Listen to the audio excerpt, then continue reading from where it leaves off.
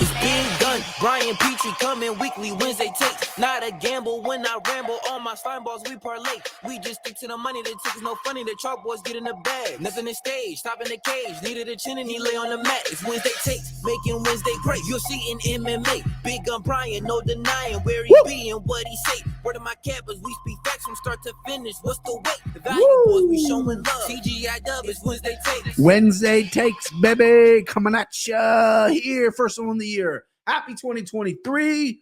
This is the second time I'm recording this. I got about 8 minutes into the other one and something happened and something crashed. So back up. But anyway, I got the bugs out of the way. Take two.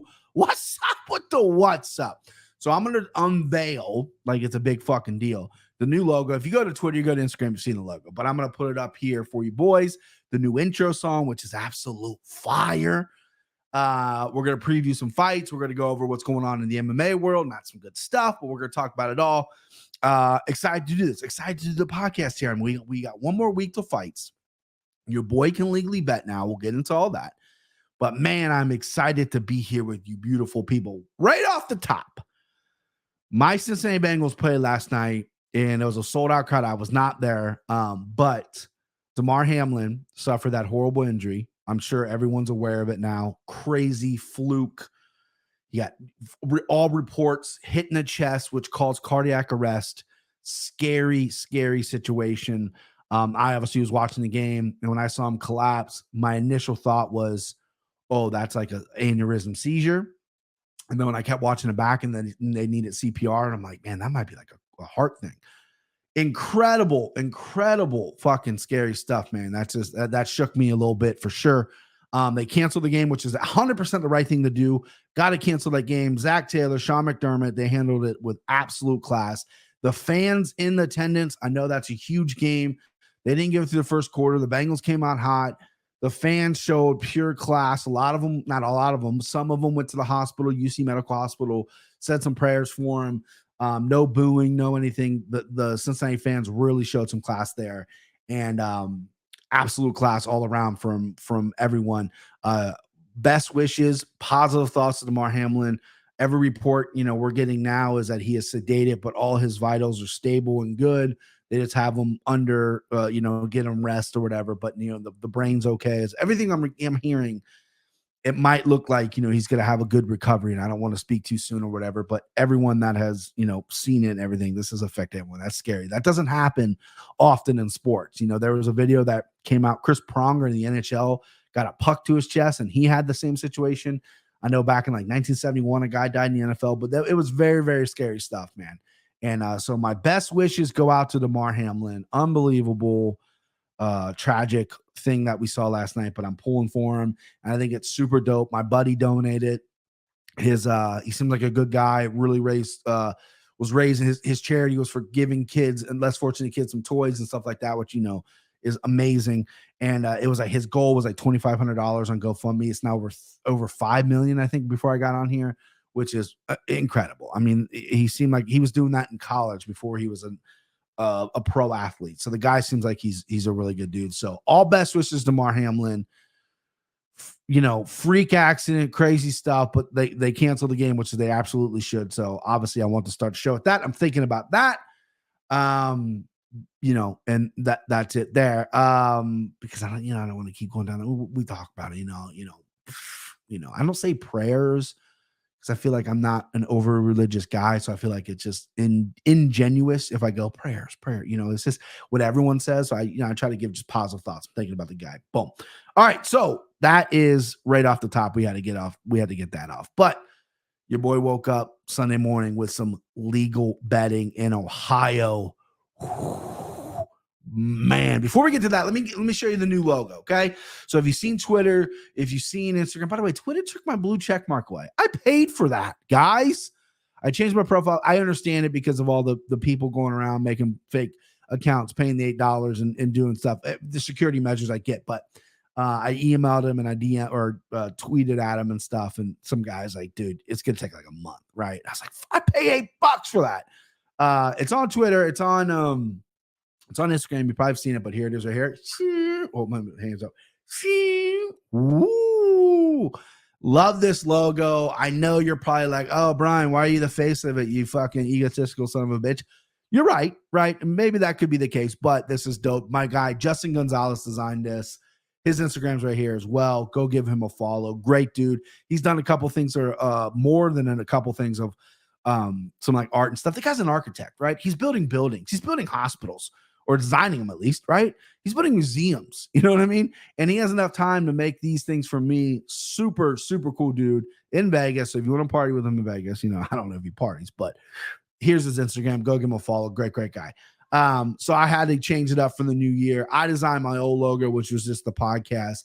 I've been advised, not to get off topic. I'm all over the map here, right? First, the first take was a little better, but if you guys, you know, I don't want to sound like I'm some big shot, whatever. I'm not. I'm a fucking nobody. Real, you know, everyone knows that. But I get so many DMs on Twitter, on Instagram, of people wanting to help me, and it is flattering, right? And I typically turn people down because it's like, I have no money to pay you, like, right? I can't have you do something for me for free if you're not getting paid, right? You know what I mean? Like, I don't want to take your time. I'm not a time thief. If I had money to pay you, if I was getting money from this, I'd pay you, but unfortunately, I'm not getting any revenue. We're gonna try to change that, but I get a lot of messages where people of, here's what you need to do.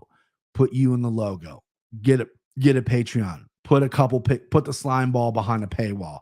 This, and this. I mean, I get guys, and like, I'm talking not, I mean, I get some random people who got like 12 followers, and you know, they're trying to help me with good intentions. But I also get some like real big numbered guys who are in the industry and know how to promote and how to do things, are hitting me up telling me this stuff.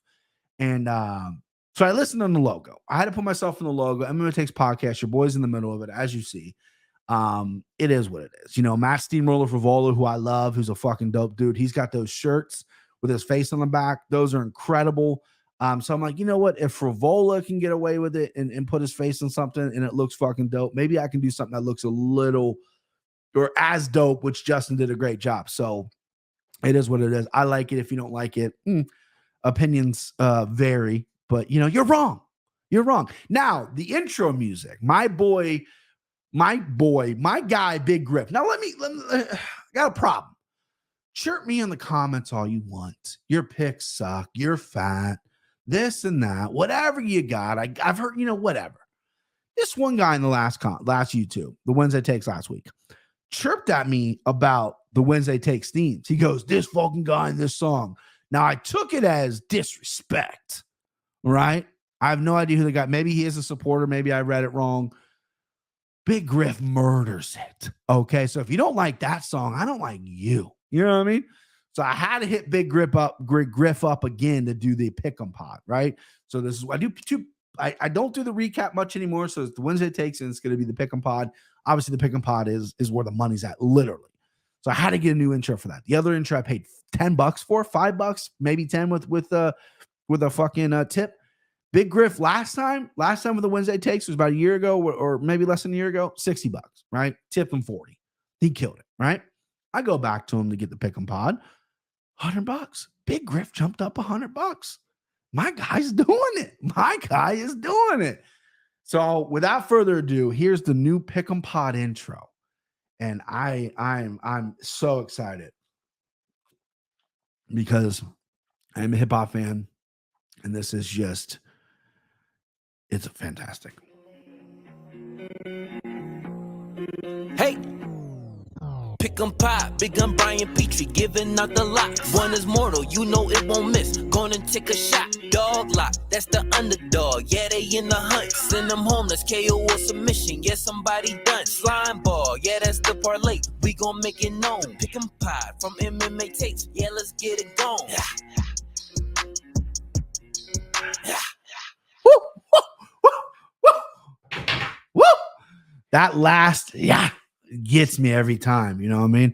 I'm going to be singing that every time I do the pick'em pods with that last, woo. Big Griff kills it again. Justin Gonzalez kills it in the logo. Big Griff kills it on that. Let's go back to January 1st. Now, I went to bed early, woke up early January morning, 5 a.m. right? And I had the idea I was going to do a video. I sent the picture out where, of my outfit on Sunday morning, but I had like ideas of like what I want to do to like celebrate I can legally bet now, and nothing really came to mind. Nothing really jumped out at me. So I just like, you know what? Conor McGregor absolutely kills those Twitter voice messages. I'm going to do that in the middle of the night, right? Went to bed, woke up at 5 a.m., half asleep. I remember doing it. I don't remember what I said. I remember my wife waking up and going, who the fuck are you talking to? Went right back to bed. Woke up, heard the voice message. Doesn't sound like me. The fans I had to delete it, right? I'm not a big tweet deleter. I don't like deleting tweets. I've done it in the past. I had to delete that one. It just wasn't what I was going for. A big swing and a miss from your boy. But January 1st is obviously incredible for me. Betting legally is Ohio. That I thought there was going to be problems. I thought location issues, whatever it would be, nothing, right? Went to a lot of books. I'm usually a DraftKings guy, one book guy, right? Trying to look for some sponsorships from other books right now, the business side of things, which I'm terrible at, but I'm trying. And so I went DraftKings, BetMGM. Have a problem with FanDuel, so I didn't go FanDuel. I know a lot of people out there like FanDuel. DraftKings, BetMGM. I don't really like Caesars that much, but I went Caesars because they gave a good bonus. PointsBet gave you like $800 or whatever the fuck it was. Betfred, which is what Paycor Stadium and the Bengal Stadium is sponsored by, and then Bet365 are all the apps I have on my phone right now. Incredible bonuses. So I was like, you know what? Instead of waiting until the 14th, instead of waiting 13 days before your boy can place bets, because lines hadn't really been out yet for the fights, besides maybe the main event. I think Gaslam and Imanov was out. But I was like, you know what? Your boy started with betting over-unders in the NFL. MMA and NFL overs, unders, what I did. So I was like, this is free rolls. This is free money. BetMGM had a great, we'll stake you. You keep the take. You know what I mean? And so that's $50 bets. So I went Seahawks, Jets, under. Cash. Easy cash. 43.5, I think it was, or 43. Either way, cash. I mean, come on.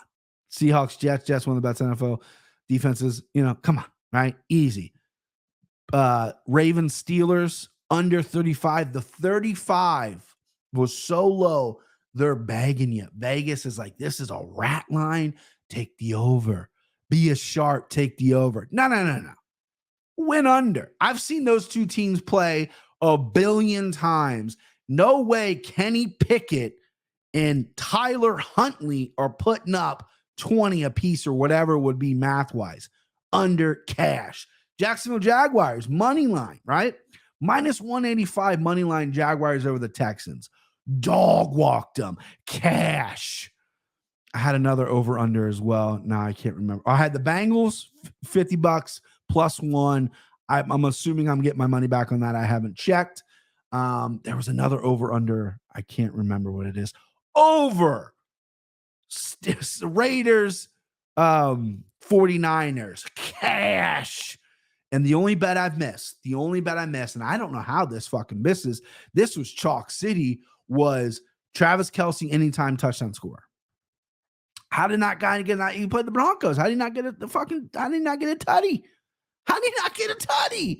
So your boy started out pretty well, right? And I'm excited for MMA. I mean, I can't wait. That's my bread and butter. I'm going to bet every fight. I'm going to become a degenerate, and I fucking love it. Fucking love it, baby. Woo! So I am over the moon. This was my Christmas. Betting from my couch is unbelievable. My boys, me and my boys. My work guys. My brothers from work who I've watched fights with before. We get together. We do things. We work early in the morning. We get off early morning, mid-afternoon, or early morning, late morning, early afternoon is when we get off. Did I say that right? Yeah. So on Friday the 13th. Yeah. Friday the 13th. We ain't fucking scared. We're going to Hard Rock Casino in Cincinnati. Gorgeous casino. They built a sports book. Looks phenomenal. Going down there for some grub, talking over some fights, talking over some NFL bets, getting leans, hanging out, broing out. I'm excited about that. I want to see the joint because my guy Christian goes, when you can legally bet from your couch, you'll never want to go anywhere else to watch fights or do anything like that. And he might be right. I'm a homebody, but when you got two little fathead kids running around and they're like, Dad, do this. Dad, look at this. Dad, I can dance. Dad, look at my drawings. You got the youngest one getting into fucking everything, climbing up shit, right? And you're trying to focus in on fights. You're trying to will your bet to win. You're getting distracted every which way. It's nice to take a little break from that and go watch in a place that's not so distracting with little kids that look exactly like you, that are running around acting exactly like you did when you were that young. What?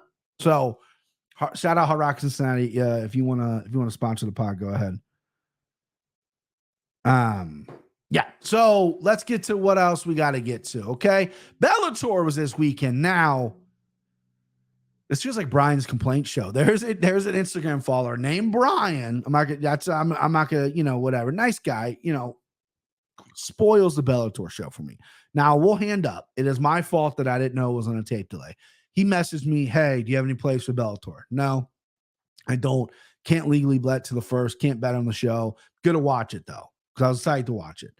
He goes, oh, okay, cool. Yeah, blah, blah, blah. So then that was early or whatever. And then the fights were on early Saturday morning, like 5 a.m. or whatever the fuck it was. I did not know that. Okay, hand up on me. I should have known that. He sends me his slip of bets he won. And he goes, oh, yeah, I hit or whatever. And I looked at it. I'm like, fuck, man. Like in my head, I'm like, oh, well, I know who won now, right? Again, my fault. I should have known. They're in Japan. Should have been tape delayed. I should have known that. But he doubles down and goes, hey, man, what are you just hating? Show me some love from winning. I won 12 units or whatever. And I'm like, hey, you just ruined it for me. I'm sorry. I'm a little bummed that my 8 o'clock plans now just changed because I didn't know it was on tape delay. Hand the guy didn't know it was on tape delay. Then I hop onto Twitter and I see my guy, John Morgan, one of the best in the business, not arguing, but having a debate with another fellow Twitter user who was having a civil conversation if this was good or bad for Bellator. John McCarthy got in this conversation with another guy. And again, I am not a Bellator guy. I don't do Bellator picks. I think Bellator is a great organization. I think they have great fighters, but they're not the cream of the crop. To me, it's the UFC. And I know Bellator is technically number 2. You can put PFL at number 2. But really, in terms of high profile, in terms of track record, in terms of talent, UFC is just heading, even though Bellator's number 2, one F champion, one FC, in my opinion, they're really far away from number 1, right? They're really far away. So I don't watch Bellator a lot, but I think Bellator has some great fighters. Aaron Pico, AJ McKee, Patchy Mix, the Pitbull brothers, I guess you can throw them in there, even though I'm a little bit of a hater. They got some really good guys. And what Bellator does that what UFC can't do is Bellator takes chances on guys that if they got a shot in the UFC, people will be like, why is this guy getting a fight in the UFC? Right? Like Bo Nickel went on the Contender Series. Bo Nickel, one of the most prestigious wrestlers there is, has looked phenomenal in the Contender Series, right? Has a lot of hype behind him. And they're like, this guy's got one fight or whatever it was before, and he fought like a cab driver. Like, why is he here? The UFC will get flack for that. The Bellator guys, they can do that without really people saying anything. They run out to a Dylan Danis. Dylan Danis, you're a great jiu-jitsu guy. You're kind of a polarizing figure. Let's throw you some bags to come fight for us. Pat Downey, great wrestler, transition to jiu-jitsu. Let's have you come over to Bellator with no experience in fight, right? They can get away with that. So I do like that aspect because they can build stars that way. Bobby Lashley, a lot of pro wrestlers came through that way. That's Scott Coker's method. But I don't watch every Bellator show, if I'm being honest with you. Partly because the production and the way they do things is not my taste. I don't like the announcers. I think John McCarthy is, how do I put this delicately without like trying to offend anybody? John McCarthy's dog shit, okay? I don't think he's good in that position, right? I just don't. I'm sorry. Ranello is a legend. People like Ranello. I've never actually been a huge fan of Ranello. I know, come at me, whatever. I like what he's done for mental health advocate and be an advocate for that. But other than that, I think he's just the middest of mids. So I just don't watch it all that much, but I want to watch it Saturday, and I obviously watch some of it. AJ McKee's a star. Looked great in the main event. Fought a guy who was very, very slick on the ground and hung with him and looked fucking great. AJ McKee star. Pitbull won a decision. And it was all decisions too, which is kind of weird. John Dodson had a nice knockout on the undercard. And I like the theme Bellator was risen. A lot of people were like, oh, well, listen, UFC should do that. And I was like, no, because UFC doesn't gain anything from that. I would like to see these Bellator guys come over to the UFC. Now, my biggest thing with Bellator fighters is if you're in Bellator and you're collecting fat paychecks, which you should be, do not come out and say, I'm the best in the world. I'm better than blah, blah, blah, blah, right? It's happened before. It's a bugaboo of mine. You can't be the best in the world in Bellator. You just can't. You might be, you fucking might be, but you can't claim it because you're not in the best organization and you're not fighting the best guys in the world. And I think there are loads of talented guys over in Bellator. I think AJ McKee in the UFC could be very interesting. I think Paxi Mix in the UFC can be very interesting. The Pitbull brothers in the UFC, well, at least Patricio at 145 can be very interesting. I think there's a lot of interesting matchups, but as a roster of who they're fighting against, the UFC trumps them bar none. And I don't think that's a discussion. There's going to be hipster MMA fans that go, no. Bellator's got to, I think, okay, you heard me out. But if you're a Bellator fighter, collect your checks. Benson Henderson went there to retire, and he's probably become a multimillionaire. Good for him, right? But don't say you're the best in the world, right? That was Michael Chandler. My biggest problem with Michael Chandler is he was re-signed with Bellator and said, I'm the best in the world. Let me fight someone over there. Let me fight, whoever the champion was at the time, whatever it was. And it's like, no, you had your chance to do that. You decided to take the money. Now, I know there's, if you're AJ McKee, right, for example, the UFC is not offering you 12 and 12. Okay. You're getting 100. Look at Michael Chandler. Michael Chandler's got a fat contract in the UFC. Did Bellator pay more? Maybe. But if you're AJ McKee, this young, this talented, don't waste all your good years in an organization where you're just going to run through everyone besides one fighter. That's Patricio. You're going to beat everyone else. You know what I mean?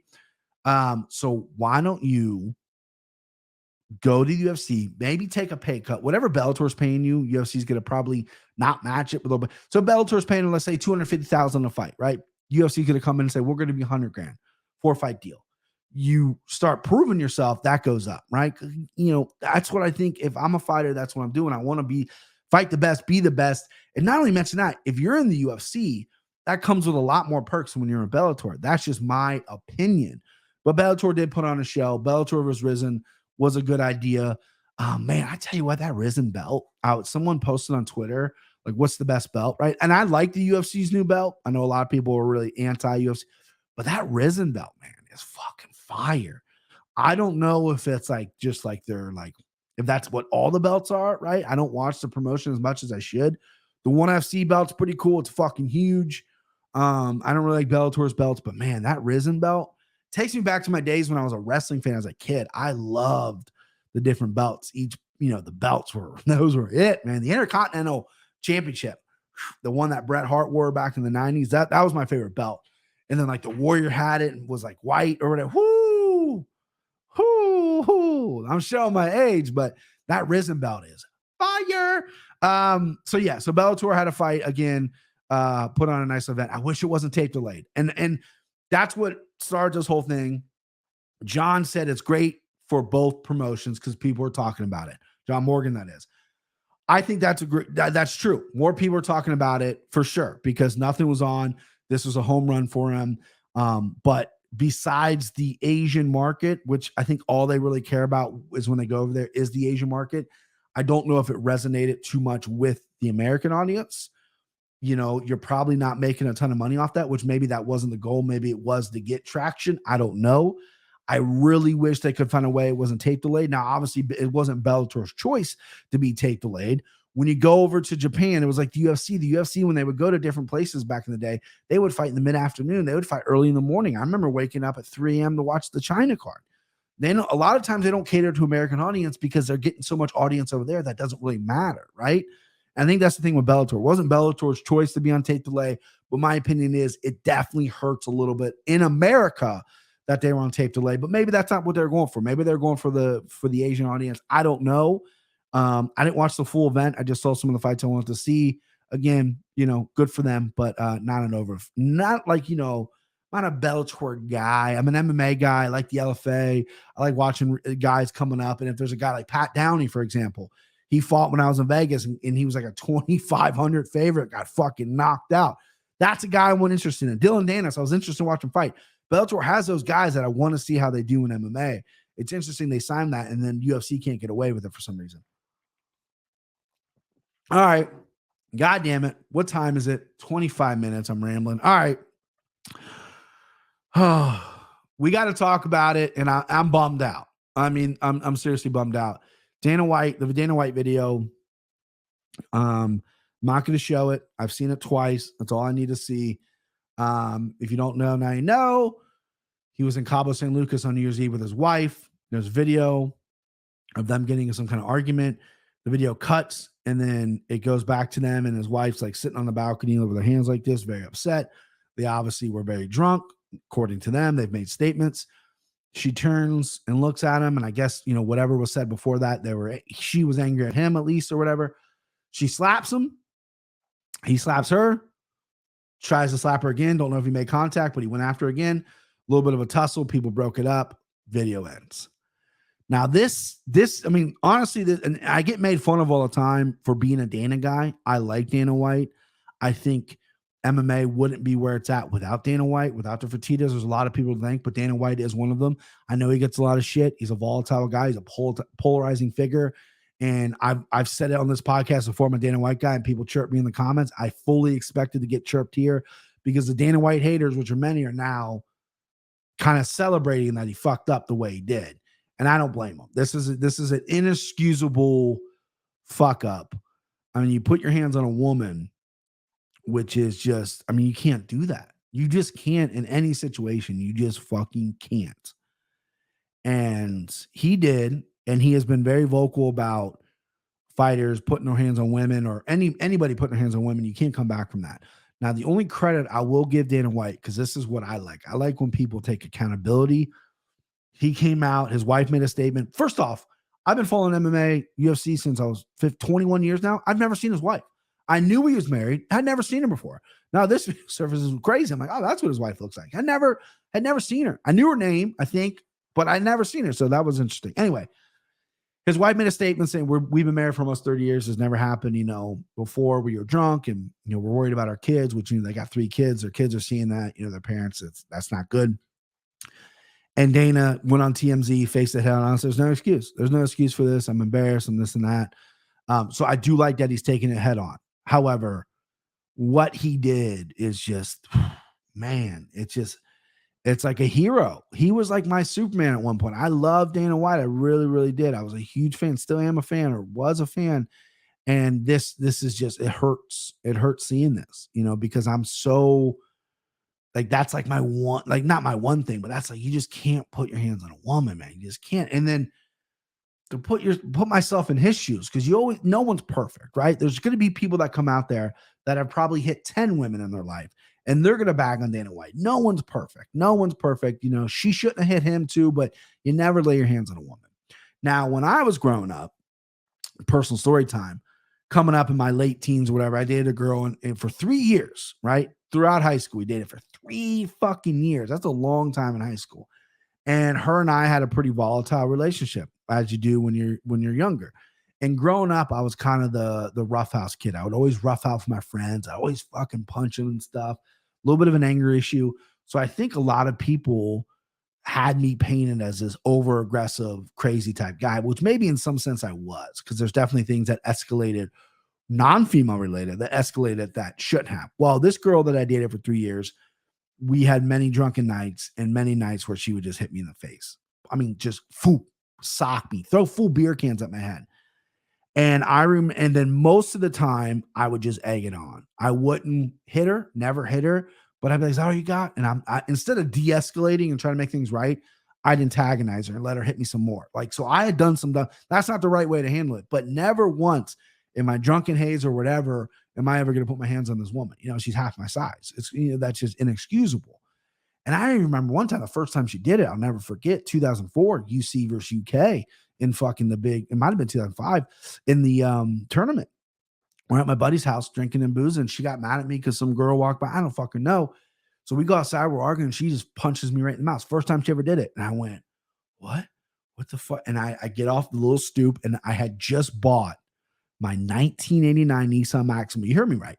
2005 Just bought a brand new 1989 Nissan Maxima, $1,800, right? The biggest piece of shit you've ever seen on the road. Smelled like gas because there's a hole in the gas tank, whatever. I walked over to it and I said, what? And I'm losing my mind. I got myself away from her, punched my side mirror clean off the door. Phew. Hand splits open. I get in the car. I'm drunk off my mind. She's trying to apologize. And I just go.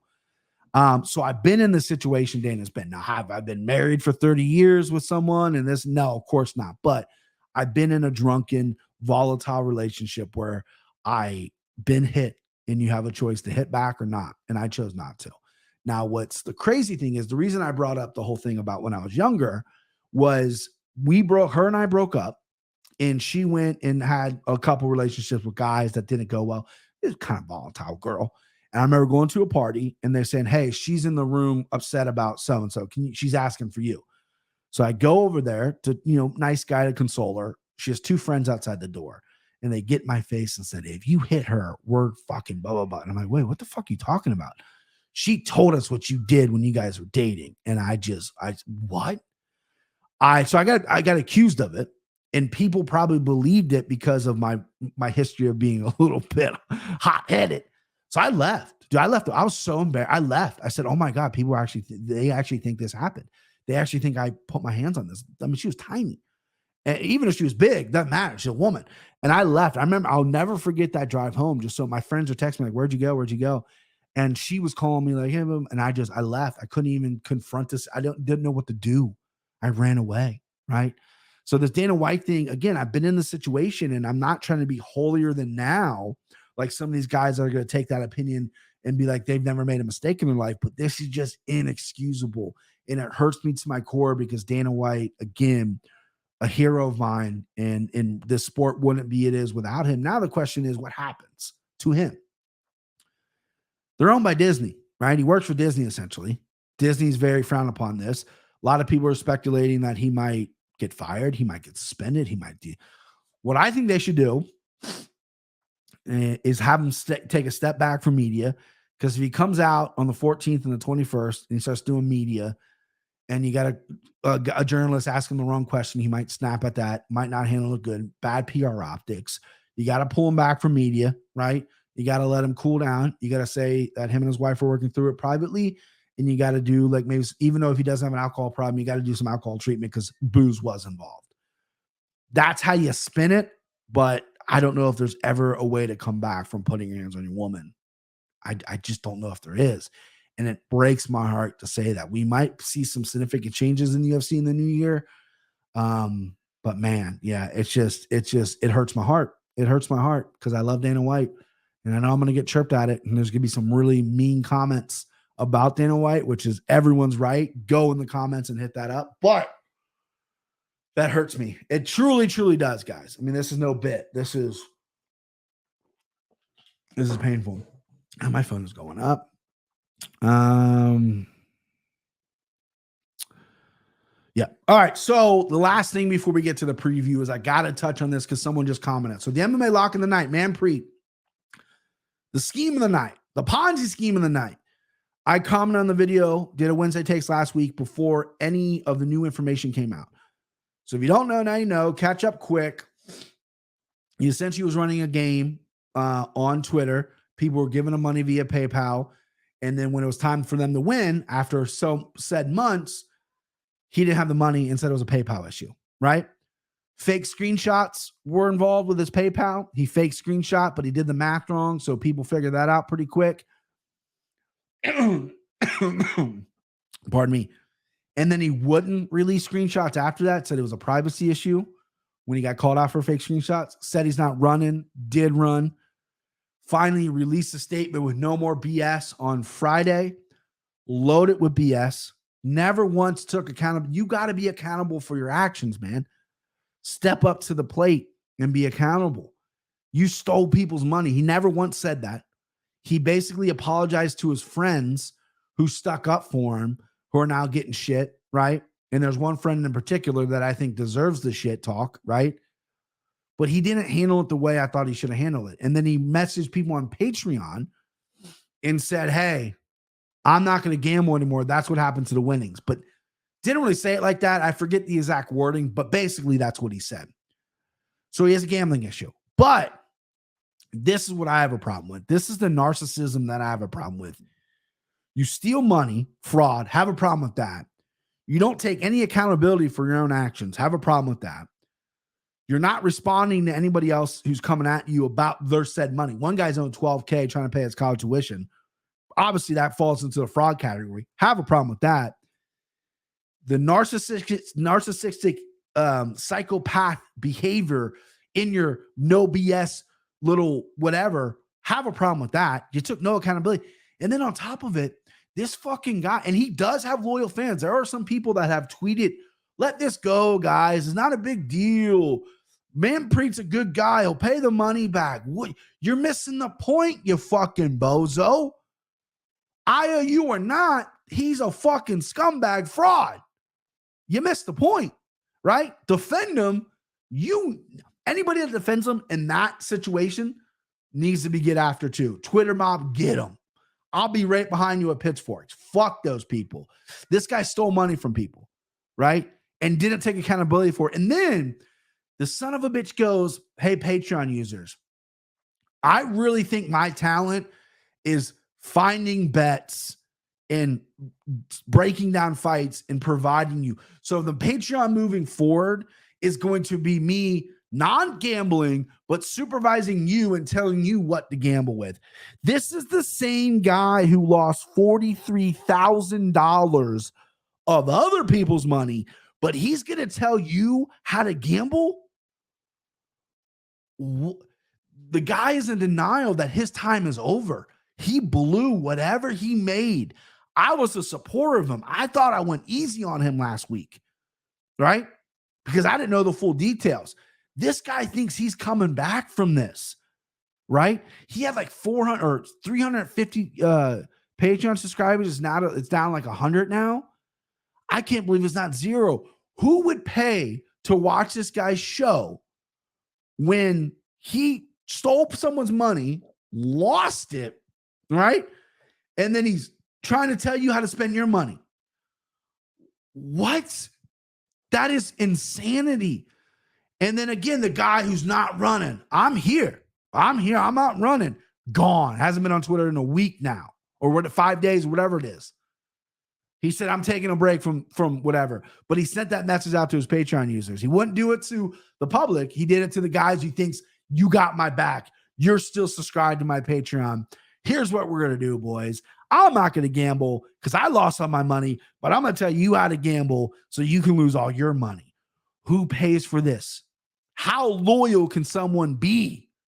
That is nuts to me. That is insanity. I had to get that off my chest because I felt like I went easy with them on him. Baby gloves last week because I didn't know the full information. Now I do. And if you watch me and you're subscribed to his Patreon, or you like him and you're giving him the benefit of the doubt, please have a conversation with me, because you're way too good of a person and you should not be that good of a person. You should give this guy shit. He does not deserve your loyalty, because that is crazy. Crazy. Woo! Worked up. All right. We got some fights coming up. Finally, some fights coming up. Alexander Volkanovski versus Islam Makhachev. I want to break this down just a little bit right now for you boys. Real quick, I'm not going to go in depth because I'm saving that for the pick and pop. But goddamn, boys, I'm excited by this fight. This is a super fight. This is a true super fight in February in Australia. I like that Islam's finally going to a different part of the world instead of Abu Dhabi. And Volkanovski, man, this guy's got some gumption. He's got whatever it is, he has it. He is so confident in his skills. And he literally looked at the camera after Islam won and he says, I'm hard to take down. And if you get me down, I'm harder to hold down. Now he said, if he gets me down, everyone panics. I'm not going to panic. I'm going to get to my feet. Then he's going to panic on the feet when they stand up. It's pretty clear as day. Volkanovski is going to be severely undersized, but he has carried heavy weight before being a rugby player. Going to be outsized. Islam's a huge 55er. On top of that, though, but we got a battle of Islam cannot hang on the feet of Volkanovski. He'll get diced up, right? Can Volkanovski stop the takedowns, which no one's really been able to do? The only one that's kind of been, besides when he got knocked out by Adrian Martins, the only one that's been able to do it really is Tasharian kind of reversed him a lot and got up from the back. Can Volkanovski do that? I'm so fucking excited to find out. You know what I mean? As a capper, as a guy that breaks down fights, like I'm very impressed with Islam. I thought Islam would be champion by the end of the year. I was right. He was. I mean, that's not that hard to predict. He was that good. But I'm like, oh, and Islam goes for it too. He doesn't just sit on top. He goes for submissions. I'm fucking so intrigued by this fight, man. It's one of my top fights of the year, and it's in February. We get it right off the get. Woo!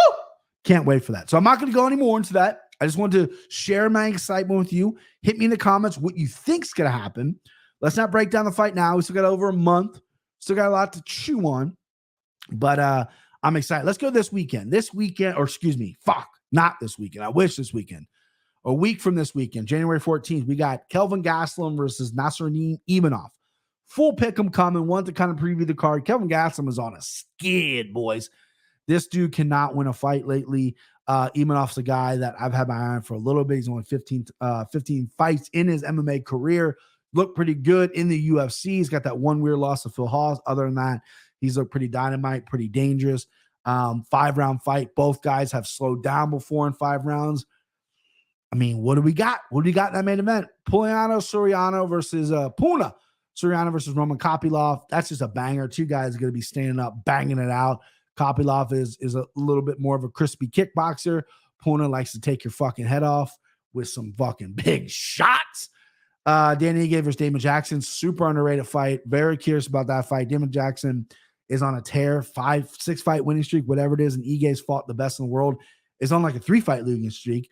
Damon Johnson getting a huge step up. Really interesting how that fight goes. Jimmy Flick versus Charles Johnson. This got brought to my attention on Twitter before I hopped on here.